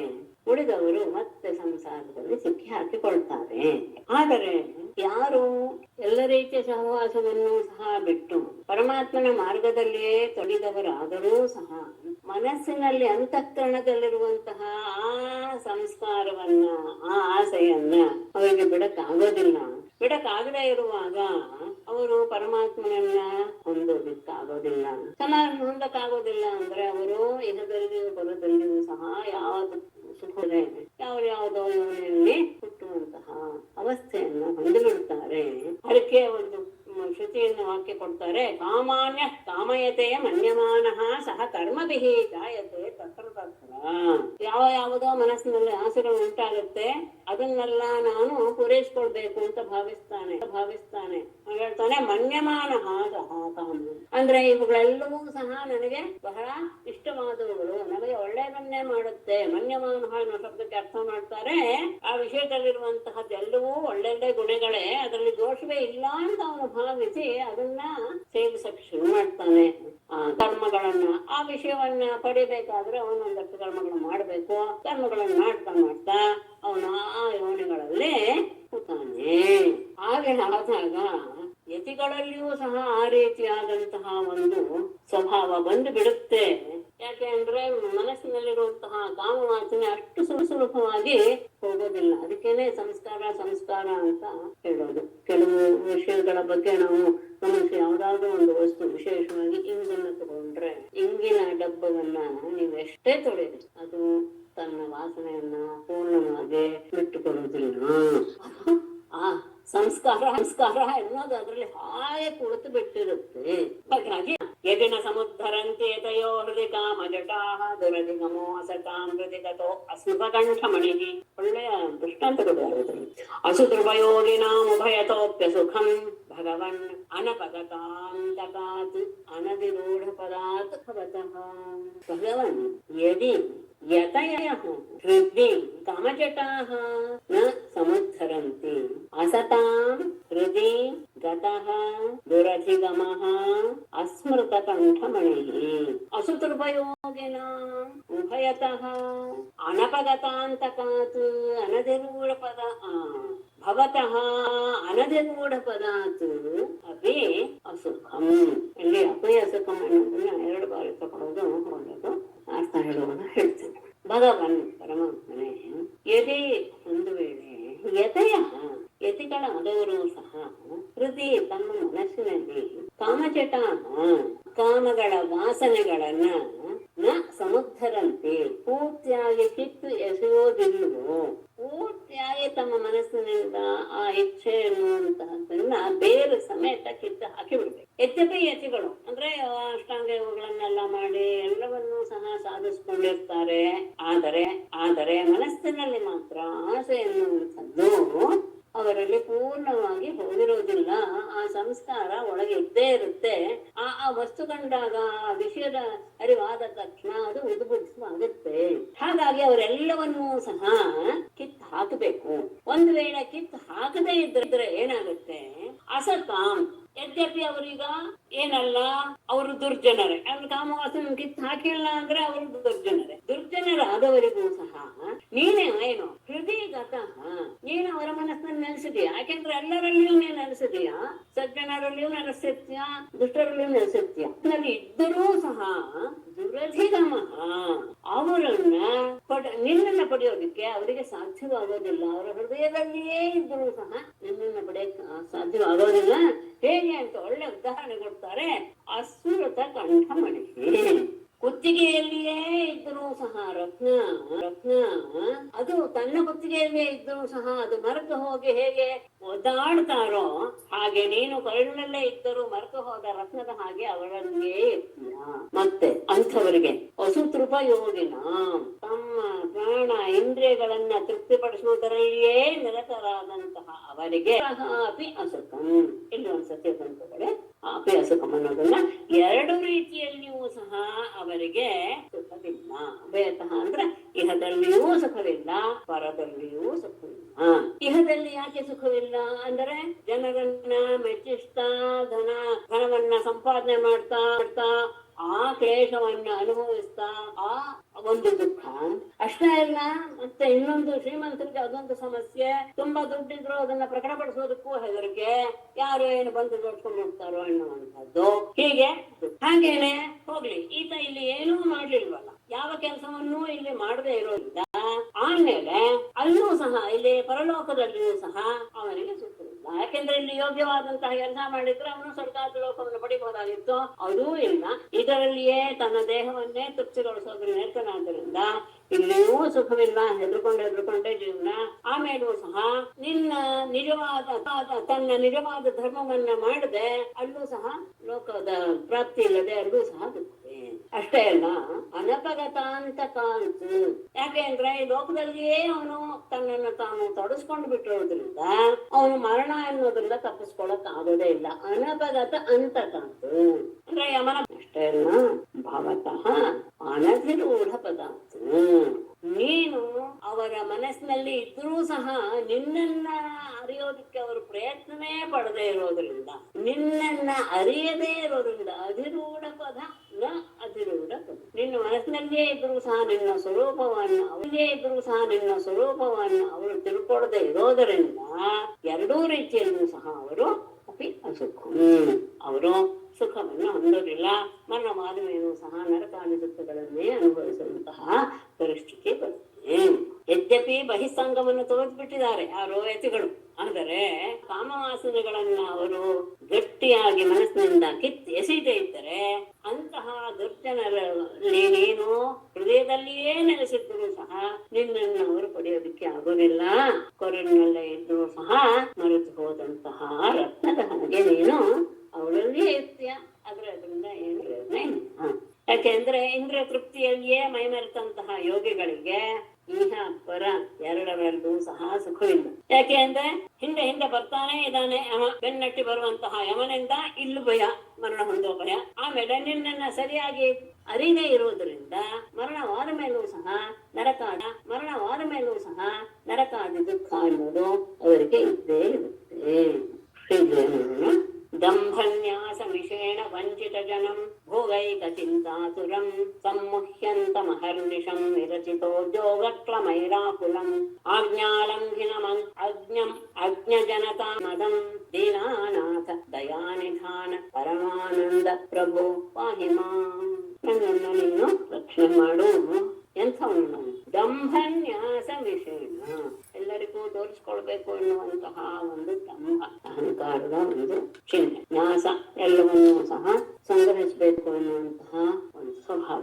ಈ ನೆಪದಿಂದ ವಂಚಿತ ಜನಂ, ಎಲ್ಲ ಜನರನ್ನು ವಂಚನೆಗೊಳಿಸಿ, ಭೋಗೈಕ ಚಿಂತಾತುರಂ, ಯಾವಾಗಲೂ ಸಹ ಶರೀರಕ್ಕೆ ಸುಖ ಕೊಡಬೇಕು ಎನ್ನುವಂತಹ ಭೋಗದಲ್ಲಿಯೇ ಅದನ್ನ ಮಾಡಬೇಕು ಎನ್ನುವಂಥದಲ್ಲಿಯೇ ನಿರತನಾದಂತಹ ಅಹರ್ನಿಶಂ ಸಮ್ಮುಹ್ಯಂತಂ, ಹಗಲು ರಾತ್ರಿ ಅದರಲ್ಲಿಯೇ ನಾನು ಮುಳುಗಿ ಹೋಗ್ಬಿಟ್ಟಿದ್ದೇನೆ, ವ್ಯಾಮೋಹಗೊಂಡು ಹಾಗಾಗಿ ಏನು ವಿರಚಿತ ಉದ್ಯೋಗ ಕ್ರಮೈ ಆಕುಲಂ, ಅದನ್ನ ಸಂಪಾದನೆ ಮಾಡಬೇಕು ಅನ್ನೋ ಉದ್ದೇಶದಿಂದ ನಿರಂತರವಾಗಿ ಕೆಲಸ ಮಾಡ್ತಾ ಆ ದುಃಖಗಳಿಂದ ನಾನು ವ್ಯಾಪ್ತನಾಗಿ ಬಿಟ್ಟಿದ್ದೇನೆ. ಅದರ ಮುಂದೆ ನಾನು ತೋರ್ಸ್ಕೊಳ್ಬೇಕು, ಶ್ರೀಮಂತ ತೋರ್ಸ್ಕೊಳ್ಬೇಕು ಎನ್ನುವಂತಹ ಭಾವ, ಈ ದೇಹವನ್ನ ಎಲ್ಲಾ ಇಂದ್ರಿಯ ಸುಖಗಳನ್ನು ಸಹ ದೇಹದಿಂದ ಪಡಿಬೇಕು ಎನ್ನುವಂತಹ ಭಾವ, ಇದನ್ನೆಲ್ಲ ಮಾಡ್ಕೊಂಡು ಅದಕ್ಕೋಸ್ಕರ ನಾನು ಹಗಲು ರಾತ್ರಿ ಕಷ್ಟಪಡ್ತಾ ಅದನ್ನು ಸಂಪಾದಿಸಬೇಕು ಎನ್ನುವಂತಹ ದರಳಿಯ ನಿರತನಾಗಿ ಆ ದುಃಖದಿಂದ ವ್ಯಾಪ್ತನಾಗಿ ಬಿಟ್ಟಿದ್ದೇನೆ. ಮತ್ತೆ ನೀನು ಹೇಳಿದಂತಹ ವೇದದಲ್ಲಿ ಹೇಳಿರುವಂತಹ ಹೀಗಿರಬೇಕು ಎನ್ನುವಂತಹ ಆಜ್ಞೆಯನ್ನು ಸಹ ನಾನು ದಾಟಿ ಬಿಟ್ಟಿದ್ದೇನೆ. ಅಜ್ಞ, ಏನೂ ತಿಳಿದೇ ಇರುವಂತವನು, ತಿಳಿಯಕ್ಕೆ ಪ್ರಯತ್ನ ಪಡ್ತಾ ಇರುವಂತವನು. ಅಷ್ಟೇ ಇಲ್ಲ, ಅಗ್ನಿಜನತಾ ಸನ್ಮಾನನಾ ಸನ್ಮಗಂ, ಯಾರೋ ಒಬ್ಬರು ಮೂರ್ಖರು ನನ್ನನ್ನು ಹೊಗಳ್ತಾರೆ ಅಂತ ಹೇಳಿದ ತಕ್ಷಣ ಅದರಲ್ಲಿಯೇ ನಾನು ನನ್ನ ಗರ್ವವನ್ನು ತೋರಿಸ್ತಾ ಇದ್ದೇನೆ. ಅಂತಹ ಮಾಂ ಎನ್ನುವ ಕೊನೆಯದ ತನ್ಮಯ ನನ್ನನ್ನ ಪಾಹಿ, ನನ್ನ ರಕ್ಷಣೆ ಮಾಡು. ಎಂಥವನು ನೀನು? ದೀನಾನಾಥ ದಯಾನಿಧಾನ ಪರಮಾನಂದ ಪ್ರಭು, ಎಲ್ಲರಿಗೂ ಸಹ ಆಶ್ರಯದಾತನಾದವನು, ದಯಾ ಸಮುದ್ರ ನೀನು, ಆನಂದ ಸ್ವರೂಪ, ಎಲ್ಲರಿಗೂ ಒಡೆಯ. ಅಂತಹ ನೀನು ಹೀಗೆ ಸಿಲುಕಿ ಹಾಕೊಂಡಿರುವಂತಹ ಸಂಸಾರದಲ್ಲಿ ಸಿಲುಕಿಕೊಂಡಿರುವಂತಹ ನನ್ನ ಇದೇ ಸರಿ ಇದರಿಂದಲೇ ನಾನು ಸುಖ ಸಿಗುತ್ತೆ ಅಂತ ನಾನು ಹಾಕೊಂಡ್ಬಿಟ್ಟಿದ್ದೀನಿ, ಅದರಲ್ಲೇ ಒದ್ದಾಡ್ತಾ ಇದ್ದೇನೆ ನನ್ನನ್ನು ಅಂತ ಹೇಳಿದ್ಮೇಲೆ ಆಮೇಲೆ ಒಂದು ಪ್ರಶ್ನೆ ಹಾಕೊಳ್ತಾರೆ, ಅಲ್ಲ ಯತಿ ಅಂತ ಹೇಳಿದ್ರಿ ನೀವು, ಯತಿ ಬಹಿಸಂಗವನ್ನೆಲ್ಲ ತೊರೆದಿದ್ದಾನೆ ಅಂಥವನು ಹೃದಯದ ವಾಸನೆ ಅಂತೆಲ್ಲ ಹೇಳಿದ್ರೆ ಅವನಿಗೆ ಏನು ಕೃತ್ಯ ಇರೋದೇ ಇಲ್ಲಲ್ಲ, ಅವನು ಮಾಡ್ಬೇಕಾದ್ದೇನೇ ಇಲ್ವಲ್ಲ, ಯಾಕೆಂದ್ರೆ ಎಲ್ಲವನ್ನು ಅವನು ತ್ಯಾಗ ಮಾಡಿಬಿಟ್ಟಿದ್ದಾನಲ್ಲ. ಆದರೆ ಅವನು ಹುಟ್ಟಿದ್ದಕ್ಕೆ ಪ್ರಾರಬ್ಧ ಅನ್ನೋದೊಂದಿರುತ್ತಲ್ಲ, ಆ ಪ್ರಾರಬ್ಧವನ್ನ ಅವನು ಅನುಭವಿಸಿ ಇದ್ ಮಾಡ್ಕೊಳ್ತಾನೆ, ಏನೋ ಕೈಸ್ಕೊಳ್ತಾನೆ. ಯಾಕೆ ಅವನಿಗೆ ಉಭಯತೋಭಯ ಸುಖಂ ಅಂತ ಹೇಳ್ಬಿಟ್ರಿ ಅಂತ ಪ್ರಶ್ನೆ. ಯಾಕೆ ಅಂದ್ರೆ ಬ್ರಹ್ಮಜ್ಞಾನಿಗಳಾದವರಿಗೆ ಯಾವ ರೀತಿಯ ಕರ್ಮವನ್ನು ಮಾಡುವ ಅವಶ್ಯಕತೆ ಇಲ್ಲ. ಅವರು ಶರೀರವನ್ನು ಧರಿಸಿ ಬಂದಿದ್ರಿಂದ ಪ್ರಾರಬ್ಧ ಅನ್ನೋದಿದೆ, ಅದನ್ನ ಅವರು ಅನುಭವಿಸಿ ತೀರಿಸ್ಕೊಳ್ತಾರೆ ಅಂತ ಹೇಳಿದಾಗ ಅದಕ್ಕೆ ಉತ್ತರ ಸ್ವದವಗಮೇನ ವೇತ್ತಿ ಭವದುಃಖ ಶುಭಾಶುಭಯೋ ಗುಣ ವಿಗುಣಾನ್ವಯಾನ್ ತರ್ಹಿ ದೇಹವೃತಾಂಚ ಗಿರಃ ಅನುಯುಗಮನ್ವಹಂ ಸಗುಣಗೀತ ಪರಂಪರಯ ಶ್ರವಣಭೃತೋ ಯತಸ್ತಮಪವರ್ಗಗತಿಃ ಮನುಜೈಃ ಸಗುಣ ಭವದುಃಖ ಶುಭಾಶುಭಯೋಃ ಗುಣವಿಗುಣಾನ್ವಯಾನ್ ನ ವೇತ್ತಿ ತರ್ಹಿ ದೇಹವೃತಾಂ ಚ ಗಿರಃ ನ ವೇತ್ತಿ ಯತಃ ಮನುಜೈಃ ಅನ್ವಹಂ ಅನುಯುಗಂ ಶ್ರವಣಭೃತಃ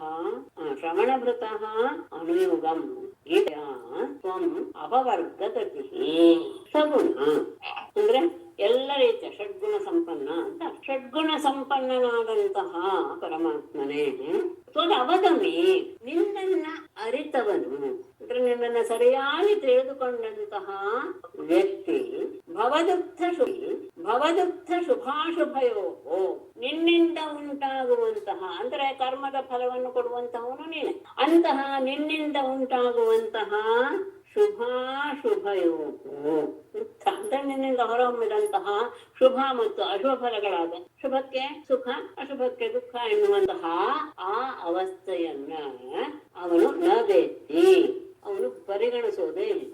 ನೀನು ಅವನಿಗೆ ಕರ್ಮದ ಫಲವನ್ನ ಏನು ಶುಭವೋ ಅಶುಭವೋ ಏನ್ ಕೊಡ್ತೀಯಲ್ಲ, ನಿನ್ನನ್ನ ಸರಿಯಾಗಿ ತಿಳಿದಂತಹ ವ್ಯಕ್ತಿ ಅದನ್ನ ಅವನು ತಿಳ್ಕೊಳ್ಳೋಕೆ ಹೋಗೋದೇ ಇಲ್ಲ, ಅದ್ರ ಬಗ್ಗೆ ಅವನಿಗೆ ಗಮನವೇ ಇಲ್ಲ. ಅಷ್ಟೇ ಅಲ್ಲ, ನಾನ್ಮಯಾನವೇತಿ ಅದು ಸಹ ಅದರಿಂದ ಉಂಟಾಗುವಂತಹ ಗುಣ ಅಗುಣ ವಿಗುಣ ಅಂದ್ರೆ ಸುಖ ಮತ್ತು ದುಃಖ ಇವುಗಳಿಂದ ಸಂಬಂಧಪಟ್ಟಂತಹ ಯಾವುದನ್ನು ಸಹ ಅವನು ತಿಳ್ಕೊಳ್ಳೋದಿಲ್ಲ, ಗಮನಿಸೋದಿಲ್ಲ. ಅಷ್ಟೇ ಅಲ್ಲ, ದೇಹವೃತಾನ್ ಗಿರಹ ಚ ನವೇತ್ತಿ ಜನರು ಆಡುವಂತಹ ಮಾತುಗಳನ್ನು ಸಹ ಅವನು ತಿಳ್ಕೊಳಕ್ ಹೋಗೋದು. ಜನರು ತನ್ನ ಬಗ್ಗೆ ಏನೇನೋ ಮಾತಾಡ್ಕೊಡ್ತಾರೆ, ತನಿಸಿರುವಂತಹ ಜನರೇನು ಸುಮ್ಮನೆ ಅಂತ ಖಂಡಿತ ಇರೋದಿಲ್ಲ. ಅವರಿಗೆ ಅದೇ ಒಂದು ರೀತಿಯಾದಂತಹ ಹವ್ಯಾಸ. ಅವರು ಆಡುವಂತಹ ಮಾತುಗಳ ಬಗ್ಗೆಯೂ ಸಹ ಅವನಿಗೆ ಯಾವ ಗಮನವೂ ಸಹ ಇರೋದಿಲ್ಲ. ಅಂದ್ರೆ ಇವನು ಹೀಗೆ ಮಾಡ್ತಾ, ಇವನು ಹೀಗೆ ಮಾಡಿಲ್ಲ ಇತ್ಯಾದಿ ಯಾವುದೇ ಒಂದು ವಿಧಿ ನಿಷೇಧವಾದ ಮಾತುಗಳನ್ನು ಆಡಲೆ ಅದನ್ನೂ ಸಹ ಅವನು ಮನಸ್ಸಿಗೆ ತಂದುಕೊಳ್ಳೋದಿಲ್ಲ. ಯಾಕೆ? ಅವನಿಗೆ ದೇಹಾಭಿಮಾನ ಎನ್ನುವುದು ಹೊರಟು ಹೋಗಿರುತ್ತೆ. ಹಾಗಾಗಿ ಯತಃ ಯಾವ ಕಾರಣದಿಂದ ಮನುಷ್ಯರಿಂದ ಅನ್ವಹಂ ಸತತವಾಗಿ ಶ್ರವಣ ಪೂರ್ವಕವಾಗಿ ಅನುಯುಗಂ ಪ್ರತಿ ಯುಗದಲ್ಲಿಯೂ ಸಹ ಗೀತ ಪರಂಪರೆಯ ಉಪದೇಶದ ಪರಂಪರೆಯಿಂದ ಯಾವಾಗಲೂ ಸಹ ನಿನ್ನನ್ನು ಧರಿಸಿದವರಿಗೆ ನೀನು ಮೋಕ್ಷಪ್ರದನಾಗಿ ಇದ್ದೇ ಇರ್ತೀಯ. ಅಂತಹವರ ಮನಸ್ಸಿನಲ್ಲಿ ನೀನು ಯಾವಾಗಲೂ ನೆಲೆಸಿರುವುದರಿಂದ ನನ್ನ ಉಪದೇಶದ ಪರಂಪರೆಯನ್ನ ಅವರು ಕೇಳ್ತಾ ಕೇಳ್ತಾ ಕೇಳ್ತಾ ನಿನ್ನನ್ನು ಅವರು ತಮ್ಮ ಮನಸ್ಸಿನಲ್ಲಿ ನಿರಂತರವಾಗಿ ಧರಿಸಿಕೊಂಡು ಬಿಟ್ಟಿರ್ತಾರೆ. ಇದೆಯಾ ನೀನು ಇದ್ದವನು ನೀನು ಪ್ರಕಾಶಗೊಳ್ತೀಯ. ಅವರಿಗೆ ನಕ್ಕಲ್ಲಿ ಇರುವಂತಹದ್ದೇ ವಸ್ತು ಅದು. ಅವರು ಹಾಗೆ ಕೇಳ್ತಾ ಕೇಳ್ತಾ ಕೇಳ್ತಾ ತಮ್ಮ ಮನಸ್ಸಿನಲ್ಲಿ ಇದಾನೆ ಪರಮಾತ್ಮ ಎನ್ನುವಂತಹ ಭಾವವನ್ನು ಪ್ರಕಟಪಡಿಸ್ತಾ ಅವರಲ್ಲಿಯೇ ಇದ್ದಂತಹ ನೀನು ಅವರಿಗೆ ಮೋಕ್ಷಪ್ರದನಾಗಿ ಬಿಡ್ತೀಯ. ಅಂದ್ರೆ ಆವಾಗ ಅವರು ಎಲ್ಲವನ್ನೂ ಬಿಟ್ಟು ಬಿಡ್ತಾರೆ. ಅಂದ್ರೆ ಕಾಮವಾಸನೆಯನ್ನೆಲ್ಲ ಬಿಟ್ಟು ಸದಾ ಸರ್ವದ ನೀನು ಕೊಡುವಂತಹ ಸುಖವಾಗಲಿ ದುಃಖವಾಗಲಿ ಯಾವುದನ್ನೂ ಗಮನಿಸಿದೆ. ಅದು ಅದ್ ಯಾವ್ದಿದ್ರು ಸಹ ಅವರು ಅನುಭವಿಸ್ತಾ ಇದೆಲ್ಲ ಪ್ರಾರಂಭ ಕರ್ಮ ಅನ್ಕೊಂಡು ಅನುಭವಿಸ್ತಾ ಜನರ ಆಡುವಂತಹ ಸರಿತಪ್ಪುಗಳೆಂಬ ಮಾತುಗಳನ್ನು ಸಹ ಗಮನಿಸದೇ ಇರ್ತಾರೆ. ಯಾಕೆ ಅಂದ್ರೆ ಅವರು ಪ್ರತಿ ಯುಗದಲ್ಲಿಯೂ ಸಹ ಉಪದೇಶದ ಪರಂಪರೆಯಿಂದ ಶ್ರವಣ ಪೂರ್ವಕವಾಗಿ ಕೇಳಿ ಕೇಳಿ ಸರ್ವದಾ ಹೃದಯದಲ್ಲಿ ಮನುಷ್ಯರು ನಿನ್ನನ್ನ ಧರಿಸಿಬಿಟ್ಟಿರ್ತಾರೆ. ಅಂತಹವರಿಗೆ ನೀನು ಮೋಕ್ಷಪ್ರದನಾಗಿರ್ತೀಯ. ಇದಕ್ಕೆ ಶ್ರೀಧನಿಯ ತವ ಮೇ ದಿಶ ಮಾಧವ ಸ್ಫರತಿಯನ್ನ ಸುಖಾಸುಖ ಸಂಗಮಃ ಶ್ರವಣ ವರ್ಣನ ಭಾವಂ ಅಥಾಪಿ ವಾ ನಹಿ ಭವಾಮಿ ಯಥಾ ವಿಧಿ ಕಿಂಕರಃ ಮಾಧವ ತವ ಅವಗಮಂ ಮೇ ದಿಶ ಯತ್ ಸುಖಾಸುಖ ಸಂಗಮಃ ನ ಸ್ಫುರತಿ. ಅಷ್ಟೇ ಅಲ್ಲ, ಇದು ಸುಖಾಸುಖ ಸಂಗಮಃ ಯತ್ ಸುಖಾಸುಖ ಸಂಗಮಃ ಶ್ರವಣವರ್ಣನ ಭಾವಂ ನ ಸ್ಫುರತಿ ಅಥಾಪಿ ನಹಿ ಭವಾಮಿ ಅಥಾ ವಿಧಿ ಕಿಂಕರಃ. ಕೊನೆಯ ಮನಸ್ಸಿಗೆ ಬಂದಿಲ್ಲ, ಅಲ್ಲಿವರೆಗೂ ಹೇಳ್ತೇನೆ. ಅದನ್ನು ಸ್ವಲ್ಪ ಯೋಚನೆ ಮಾಡಿ ಹೇಳ್ತೇನೆ. ಅದು ಓದುವಾಗ ಅಂತ ಅನಿಸ್ಬಿಡುತ್ತೆ, ಆಮೇಲೆ ಪಾಠ ಮಾಡಕ್ಕೆ ಆಗೋದುವಾಗ ಇನ್ನೊಂದು. ತವ ಮಾಧವ ತವ ಅವಗಮಂ ಮೇ ದಿಶ, ನಿನ್ನ ಜ್ಞಾನವನ್ನ, ಅವಗಮ ಅಂದ್ರೆ ಜ್ಞಾನವನ್ನು ನಮಗೆ ಕೊಡು. ಯತು ಯಾವುದರಿಂದ ಸುಖಾಸುಖ ಸಂಗಮ ಅಂದ್ರೆ ಪ್ರಾರಬ್ಧಗಳಿಂದ ಬರುವಂತಹ ಸುಖವಾಗಲಿ ದುಃಖ ಆಗಲಿ ಅನ್ನುವುದರ ಸಂಪರ್ಕ ನ ಸ್ಫುರತಿ ತೋರುವುದಿಲ್ಲವೋ ಅಷ್ಟೇ ಇಲ್ಲ, ಶ್ರವಣ ವರ್ಣನ ಭಾವಂ ಅಪಿ ನ ಸ್ಫುರತಿ ಅಂತ. ಇನ್ನೊಬ್ರು ಹೇಳೋದನ್ನ ಕೇಳೋದು, ಅದನ್ನ ಮನಸ್ಸಿಗೆ ತಂದ್ಕೊಳ್ಳೋ ಭಾವವನ್ನು ನನಗೆ ಕೊಡು. ಅಥಾಪಿ ನಹಿ ಭವಾಮಿ ಯಥಾ ವಿಧಿ ಕಿಂಕರಃ. ವಿಧಿ ಕಿಂಕರಃ ನ ಭವಾಮಿ ಅಲ್ವಾ?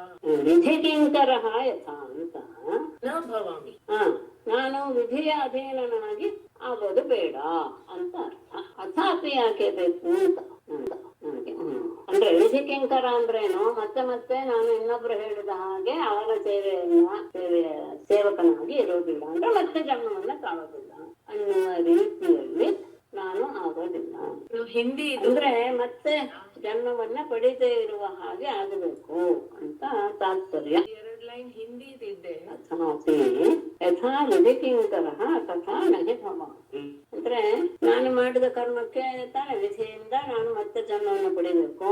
ಆ ರೀತಿಯಾದಂತಹ ಅವನಿಗೆ ಕಿಂಕರನಾಗಿ ನಾನು ಆಗದೇ ಇರುವ ಹಾಗೆ ನೋಡ್ತೇನೆ. ಅಥಾಪಿ ಯಾಕೆ ಬೇಕು ಅನ್ನೋದು ಭಾರತ ದರ್ಶನ ಕನ್ನಡ ಅನುವಾದ ಓದ್ಲಾರ್ಯ ಅದು ಇದೆಯಾ ಅದಕ್ಕೂ? ಇದಕ್ಕೆ ಈ ಕೊಟ್ಟಿದ್ದಾರೆ. ಹೇಳಿ. ಮಾಧವನೇ, ನೀನು ನನಗೆ ನಿನ್ನ ನಿಜ ಸ್ವರೂಪದ ದರ್ಶನವನ್ನು ತೋರಿಸು. ಇದರಿಂದಾಗಿ ಸುಖ ದುಃಖಗಳ ಸ್ಮರಣೆಯು ನನಗುಂಟಾಗುವುದಿಲ್ಲ. ಅಥವಾ ನನ್ನನ್ನು ನಿನ್ನ ಗುಣಗಳ ಕೀರ್ತನದಲ್ಲಿ ಮತ್ತು ಲೀಲಾ ಕಥಾ ಶ್ರವಣದಲ್ಲಿ ಆಸಕ್ತನಾಗುವಂತೆ ಮಾಡು. ಇದರಿಂದ ನಾನು ನಿನ್ನ ಪ್ರೇಮೀ ಭಕ್ತನಾಗುವುದರಿಂದ ವಿಧಿ ನಿಷೇಧಗಳಿಗೆ ಕಿಂಕರನಾಗಲಾರೆನು.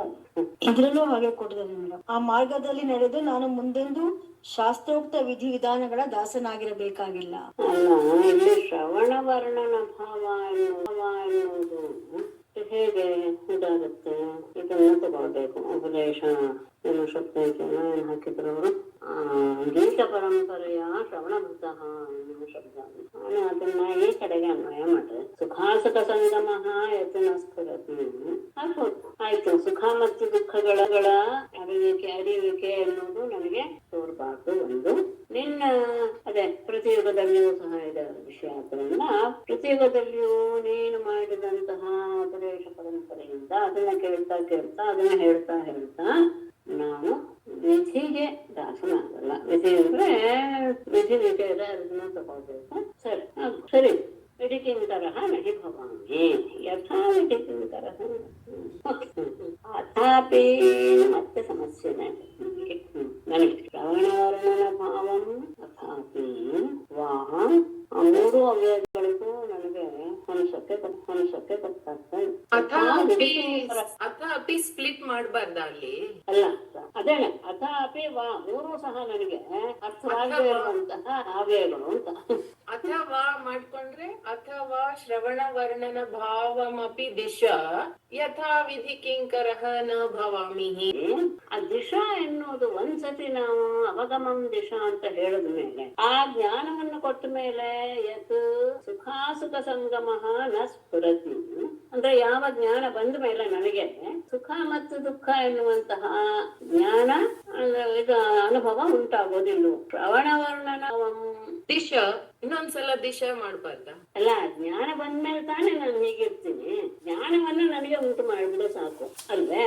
ಜ್ಞಾನ ಬಂದ ಮೇಲೆ ಯಾವ ಜ್ಞಾನದಿಂದ ನನಗೆ ಈ ಸುಖ ದುಃಖ ಎನ್ನುವುದರ ಅನುಭವ ಆಗೋದಿಲ್ವೋ, ನೀವು ಅದಕ್ಕೆ ಇದನ್ನ ತೋರಿಸ್ಬೇಕಲ್ವೇ?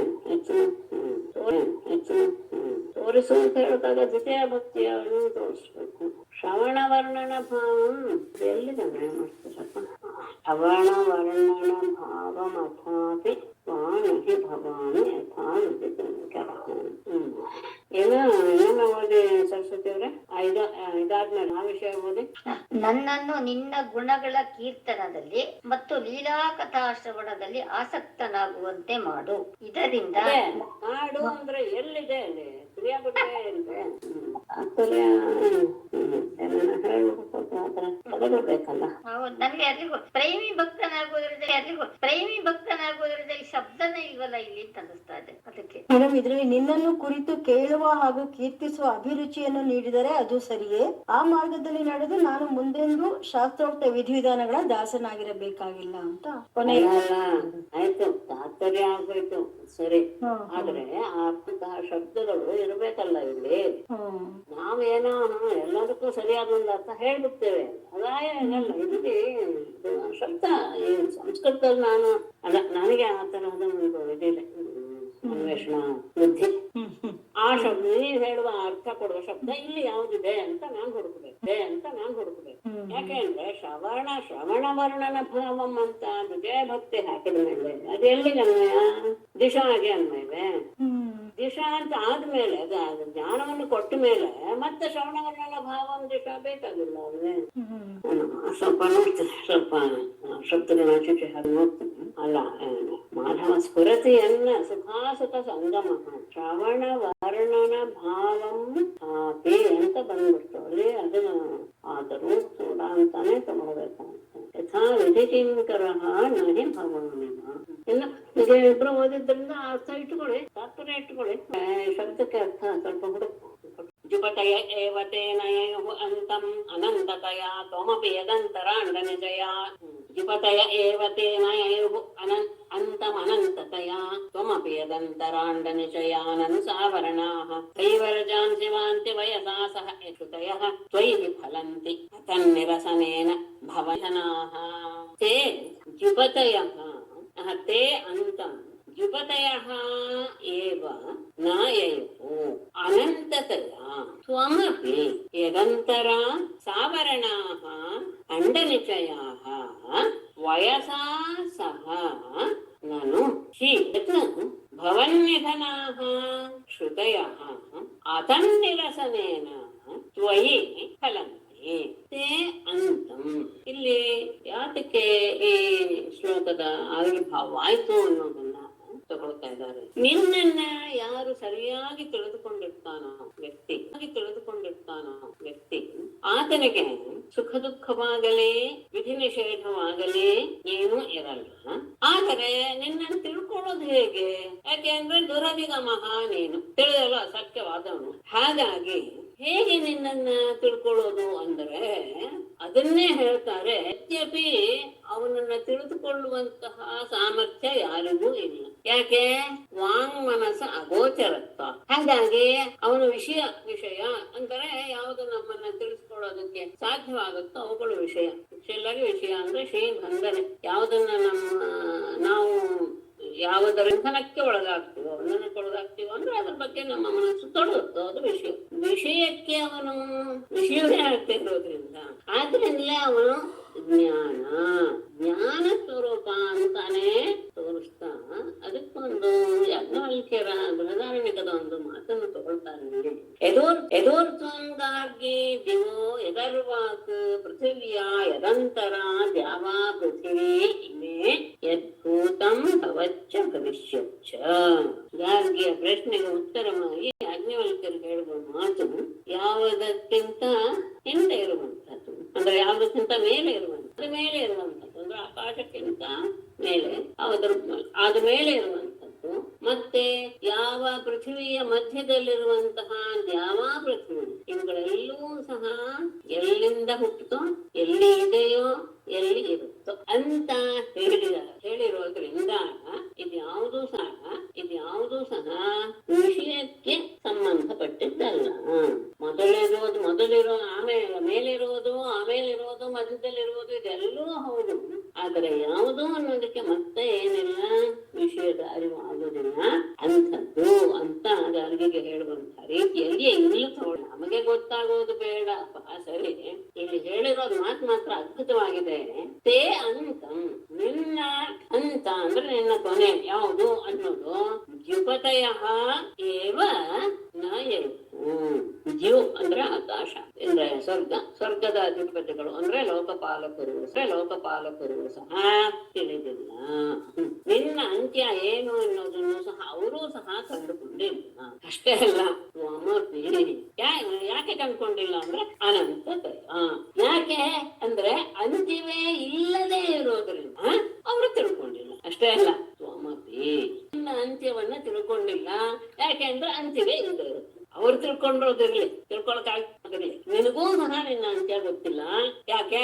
ಅಂತ್ಯ ಇಲ್ಲದೆ ಇರೋದು. ಅಷ್ಟೇ ಅಲ್ಲ, ಯದಂತರ ಯಾವ ನಿನ್ನ ಮಧ್ಯದಲ್ಲಿ, ಅಂತರ ಅಂದ್ರೆ ಮಧ್ಯ, ನಿನ್ನ ಒಡಲಲ್ಲಿ ಸಾವರಣಾಹ ಅಂಡನಿಚಯಾಹ ಆವರಣಗಳ ಸಹಿತವಾದಂತಹ ಬ್ರಹ್ಮಾಂಡಗಳ ಸಮೂಹಗಳೇ ಇದೆ ಅಲ್ಲಿ ನಿನ್ನ ಮಧ್ಯದಲ್ಲಿಯೇ. ಹಿಂದೆ ನಾವು ಹೇಳಿದ್ವಿ, ಇದೆ ಅಂತ ಭಾವಿಸ್ತೇನೆ. ಒಂದೊಂದು ಲೋಕವು ಸಹ, ಬ್ರಹ್ಮಾಂಡದಲ್ಲಿರುವಂತಹದ್ದು ಲೋಕವು ಸಹ ಅಂದ್ರೆ 1ಕ್ಕಿಂತ 7 ಆವರಣಗಳಿವೆ, ಅಥವಾ 1ಕ್ಕಿಂತ 10 ಪಟ್ಟು ದೊಡ್ಡದು ಅಂತ ನಾವು ಹಿಂದೆ ಹೇಳಿದ್ವಿ. ಅಂತಹ ಆವರಣಗಳಿಂದ ಕೂಡಿದಂತಹ ಬ್ರಹ್ಮಾಂಡಗಳ ಸಮೂಹವೇ ನಿನ್ನಲ್ಲಿ ಇದೆ ಮುಂದೆ. ಹೇಗೆ ಅಂದ್ರೆ, ಹೇಗಿದೆ ಬ್ರಹ್ಮಾಂಡ ವಿಷಯ? ಹೇ ರಜಾಂಸಿ ಇವ, ಆಕಾಶದಲ್ಲಿ ಧೂಳಿನ ಕಣಗಳ ರೀತಿಯಲ್ಲಿ, ಅಂದ್ರೆ ಒಟ್ಟಿಗೆ ಧೂಳು ಎದ್ದು ಬಿಟ್ರೆ ಹೇಗೆ ಇರುತ್ತೋ ಆಕಾಶದಲ್ಲಿ, ಹೇಗೆ ಅದು ಮತ್ತೆ ವಯಸ್ಸ ಸಹ ಕಾಲ ಚಕ್ರದ ಜೊತೆಗೆ ವಾಂತಿ ತಿರುಗುತ್ತಾ ಇರುತ್ತೆ ಅಂದ್ರೆ ಕಾಲಚಕ್ರವು ತಿರುಗುತ್ತಾ ಇರುತ್ತೆ, ಈ ಬ್ರಹ್ಮಾಂಡಗಳು ಸಹ ತಿರುಗುತ್ತಾ ಇರುತ್ತೆ. ಹೇಗೆ ಅಂದ್ರೆ ಆಕಾಶದಲ್ಲಿ ಧೂಳಿನ ರಾಶಿಯೇ ಎದ್ದು ಬಿಟ್ರೆ ಹೇಗೆ ಆ ಧೂಳಿನ ರಾಶಿಗಳು ಅಲ್ಲಿ ವಾಯುವಿಗೆ ಸಿಕ್ಕಿ ಹರಾಕ್ತಾ ಇರುತ್ತೋ, ಹಾಗೆ ನಿನ್ನಲ್ಲಿಯೇ ಬ್ರಹ್ಮಾಂಡಗಳೆಲ್ಲವೂ ತಿರುಗುತ್ತಾ ಇರುತ್ತೆ. ಹಾಗಾಗಿದೆ ಏಕೆಂದರೆ ಯಾವ ಈ ರೀತಿಯ ಕಾರಣದಿಂದಲೇ, ಅಂದ್ರೆ ಅಂತ್ಯ ಅನ್ನೋದು ಗೊತ್ತಾಗದೆ ಇರೋದ್ರಿಂದಲೇ ಭವನ್ನಿಧನಾಹ ನಿನ್ನಲ್ಲಿಯೇ ಸಮಾಪ್ತಿಯನ್ನು ತೋರಿಸುವಂತಹ ಶ್ರುತಿಗಳಾದಂತಹ ಸಹ ಅದನ್ನಿರಸನೇನ, ಅದು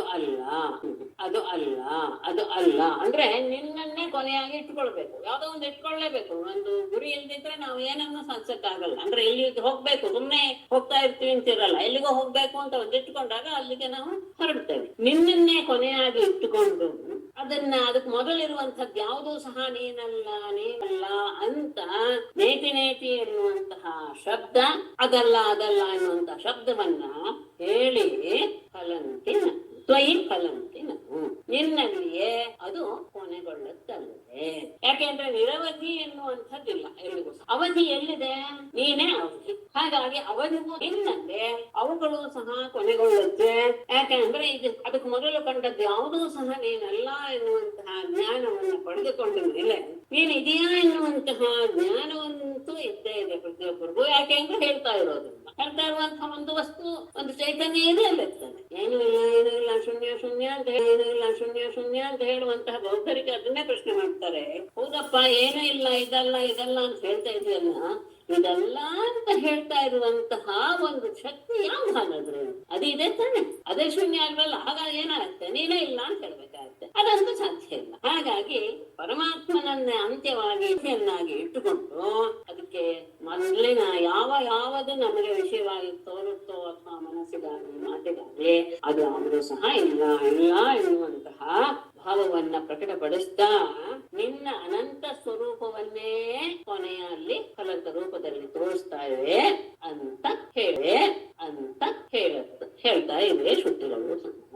ನಿನ್ನ ಅಂತ ಏನು ಕೊನೆ ಏನು ಅನ್ನೋದು ಲೋಕಪಾಲಕರಿಗೆ ಗೊತ್ತಿಲ್ಲ, ಆಯ್ತು, ನಿನಗೂ ಸಹ ಗೊತ್ತಿಲ್ಲ. ಯಾಕೆಂದ್ರೆ ಅಂಚಿವೆ ಇಲ್ಲದೆ ಇರೋದು ಅದು ತುಂಬಾ ಮುಖ್ಯ. ನಾನು ಭೂಮಂಡಲದ ಆಚೆಗೆ ಹೋದೆ ಅಂತ ಹೇಳಿದಾಗ, ಭೂಮಂಡಲ ಆಚೆಗೆ ಹೋಗೋದಂದ್ರೆ ಆಚೆ ಇದೆ ಅನ್ನದಾಗ ಎಲ್ಲಿ ಹೊರಗೆ ಹೋಗೋದಲ್ಲ, ಅಂತ್ಯ ಎಲ್ಲಿ ಕಂಡುಹಿಡಿಯಬಹುದು? ಅಂತ್ಯ ಅನ್ನೋದೇ ಇಲ್ಲದೆ ಇರುವಾಗ ತಿಳಿಯೋದಾದ್ರೆ ಹೇಗೆ? ಹಾಗಾಗಿ ನೀನು ಸಹ ತಿಳ್ಕೊಂಡಿಲ್ಲ. ಕೊನೆಗೆ ನಿನ್ನನ್ನ ಎಲ್ಲ ರೀತಿಯಾಗೂ ತಿಳಿಸಕ್ಕೆ ಹೊರಟಿರುವಂತಹ ಶ್ರುತಿಗಳೂ ಸಹ ಕೊನೆಗೆ ಏನ್ ಮಾಡ್ಬಿಟ್ಟಿವೆ, ನಿನ್ನನ್ನೇ ಅವಧಿಯನ್ನಾಗಿ ಇಟ್ಟುಕೊಂಡು ಉಳಿದುದೆಲ್ಲವೂ ಸಹ ಚೇತನ ಅಂತಾನೆ ಹೇಳ್ತಾ ಕೊನೆಗೆ ನಿನ್ನಲ್ಲಿಯೇ ಅವುಗಳು ನಿನ್ನ ಅನಂತ ಸ್ವರೂಪವನ್ನೇ ತೋರಿಸ್ತಾ ಅವುಗಳು ಸಹ ತಮ್ಮ ಮಾತನ್ನ ನಿಲ್ಲಿಸಿ ಬಿಡುತ್ತದೆ.